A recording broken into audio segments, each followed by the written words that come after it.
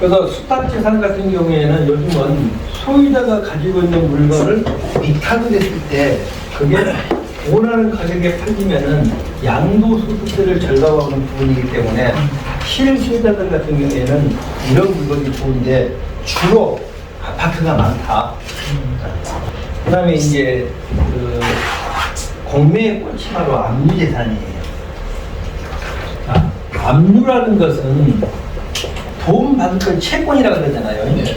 채권 금액이 정해지지 않았으면 가압류라는 것이죠. 채권 금액이 확정됐으면 압류를 해요. 그래서 압류라는 것은 금전 채권을 확보하기 위해서 소유권을 팔지 못하게 묶어놓는 처분 금지한 처분 금지적 효력을 갖추고 있어요. 그러면 세금은 부과하는 순간 금액이 확정되잖아요. 그래서 압류를 하는 것이고, 내가 돈 받을 거 있는데 돈을 안 주면은 그 차용증이 맞는지 안 맞는지 모르니까 가압류를 하는 거예요. 그래서 이 압류라는 것은, 그래서 여기서 처분 금지라는 것은 소유권을 처분 금지하죠. 네. 그래서 등기부 등본에 항상 갑부의 등기가 됩니다.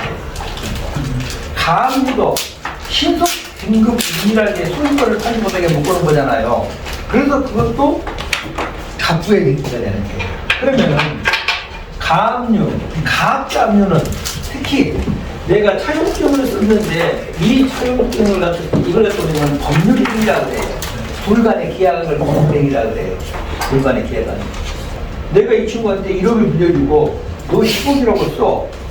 안 쓰면은 너 며칠 전에 비도 왔으니까 확 땅에다 묻어버릴 거야. 그럼 이 사람은 죽어야 돼요? 10억이라고 써야 돼요? 그러니까 우리는 협박이라고 그래요. 협박. 그 다음에 내가 배고파 죽겠어. 돈 좀 쌀을 빌려주세요. 그랬더니 한 가마 빌려주고 10가마이라고 써. 여기다는 궁핍이라고 해요. 그렇게 어느 한쪽에 부당한 그런 것들은 불공정이라고 해요. 불공정한 법률 행위는 아무리 차용증을 쓰고 각서를 썼더라도 이것은 무효예요. 대표적인 게 차용증이고, 그 다음에 임대차 계약서도 마찬가지예요. 진짜 그 돈을 줬는지 그 돈을 못 받았는지. 그래서 임대차 계약서는 다른 말이다. 임차인은 계약 기간이 만료되면 돈 받아야 되죠. 그래서 임차인이 채권자인 거예요. 소유자는 돈 줘야 되니까 채무자이고. 그래서 우리가 임대차 계약은 다른 말로 하면은 채권 채무 계약이에요. 그리고 항상 채권 그러면 채무자가 있어요. 채무 그러면 채권자가 있고. 그래서 채권이라는 것은 인간과 또 다른 인간 간에 돈을 달라고 청구하는 청구권이에요. 이걸 우리는 급부 청구권을 해요. 그래서 사람에게 청구하는 거라는 얘기예요. 근데 등기를 했어요. 대표적인 게 저당권, 전세권 이런 것들은 소유자한테 돈 받을 권리가 아니라 등기된 그 물건에 돈 받을 권리예요. 그래서 그게 우리는 물권이라 그래요. 물권. 자, 이 물권이라는 것은 인간이 물건, 부동산이면 부동산, 물건을 지배하는 지배권으로서 이것은 누구에게나 내 권리를 주장하고 이것은 채무자에게만 주장하는 거예요. 그래서 이건 사람과 사람 간의 관계에 있고 이것은 사람과 물건 간의 관계인데, 우리나라는 물권과 채권이 존립했을 때 항상 물권이 우선하는 물권 우선주의이고 채권은 평등주의예요. 내가 먼저 했다고 해서 권리가 우선하는 게 아니라 먼저 했든 늦게 했든 똑같은 권리예요. 그래서 이것은 안분배당이고 이것은 우선배당을 해주는 거예요. 그래서 물권과 채권의 차이점이에요. 그래서 세금은 채권자가 국가이기 때문에 세금을 안 내는 순간 이것은 압류하는데, 압류는 등기된 날짜가 중요하지 않아요.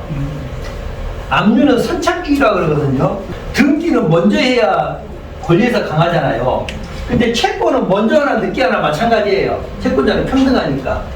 그런데 이 압류는 국가가 돈 받을 권리잖아요. 세금 내까지 내세요라고 세금 안 내니까 바로 국민의 재산을 압류하는 거 아니잖아요.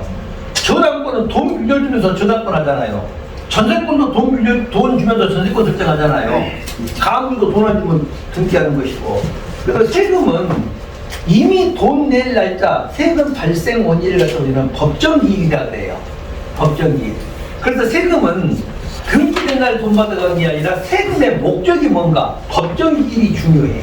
자, 이렇게 돼. 예를 들어서 소유 지금 하곡동 같은 사태가 이런 사태예요. 소유자 갑돌이 집에 이 사람이 자 임차인 채권이죠. 등기 안 했으니까 임차인이 보증금 3억을 들어갔었을 때는 1순위로 깨끗한 집이야. 깨끗한 집. 그러니까 이제 소유자는 돈 다 받았으니까 바지선상 세워야 되죠. 그래서 두 번째로 소유권 이전 을로 세우고 을은 그냥 안 해줄 거 아니에요. 저 서울역에 노숙자들한테 한 1억 주고 소유권 넘겨시켰어. 그러니까 이 사람은 돈 1억도 생기고 집도 생긴 거야. 그러면서 뭐라 하냐면은 우리나라 집값이 매년 안 올라간 거 봤느냐? 너 전세 살아봐서 알지 않느냐?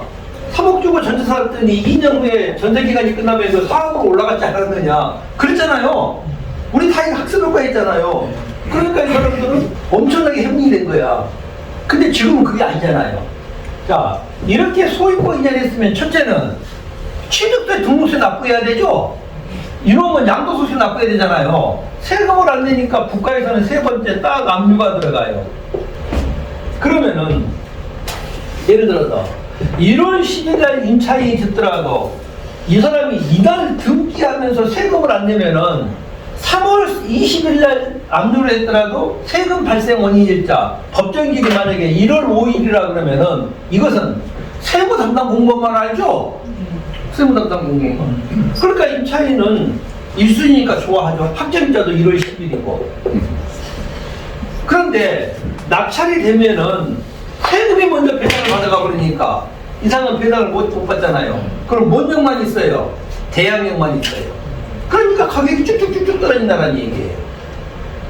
그래서 법정기일을 없애버리고 다른 담보권처럼 등기된 날로 이것도 배당을 받아가게 해야 돼요. 그리고 우리가 경매원을 신청하면은 등기하고 송달하고 그 다음에 감정평가하고 매각물건 명세서 만들고 2년이 돼야 경매가 된다는 얘기예요. 이거 빨리 없애버려야 돼요. 그동안 이자만 늘어나잖아요. 그래서 임차인들이 경매 신청하면은 바로 감정평가에서 바로 경매가 되어버려야 돼요. 소송도 안 하게 소송금도 안 들어가야 된다는 얘기예요. 이게 도와주는 길이지 경매 유입시켜 놓으면은 아예 배당 못 받아가야 돼요. 자, 그러면은 이렇게 여기가 법정 기일이 1월 5일이면은 1월 5일로 배당받아가 온다는 얘기예요. 그러면 어떤 사람들은 임차인이 손해지 않느냐 그러는데 임차인은 대항력이 있으니까 또 낙찰자가 물어주게 된다는 얘기예요. 이게 바로 법정 기일이에요. 그래서 세금을 안 내면은 국가에서는 즉시 국민의 재산을 처분금지, 판지 못하게끔 묶어놓고 나서 감정평가하고 세금을 받기 위해서 한국자산관리공사에다가 이거 팔아달라고 의뢰를 하는 것 때문에는 압류재산인데 이것은 우리나라의 강력한 공권력이에요. 그래서 아까도 얘기했지만은 우리가 시골에 있는 땅들 부모님들이 가지고 있는 재산 같은 경우에는 1년에 한 번 정도는 등기부등본 띄어서 혹시 압류가 되어 있나 안 되어 있나 이것도 확인하라는 얘기예요. 그래서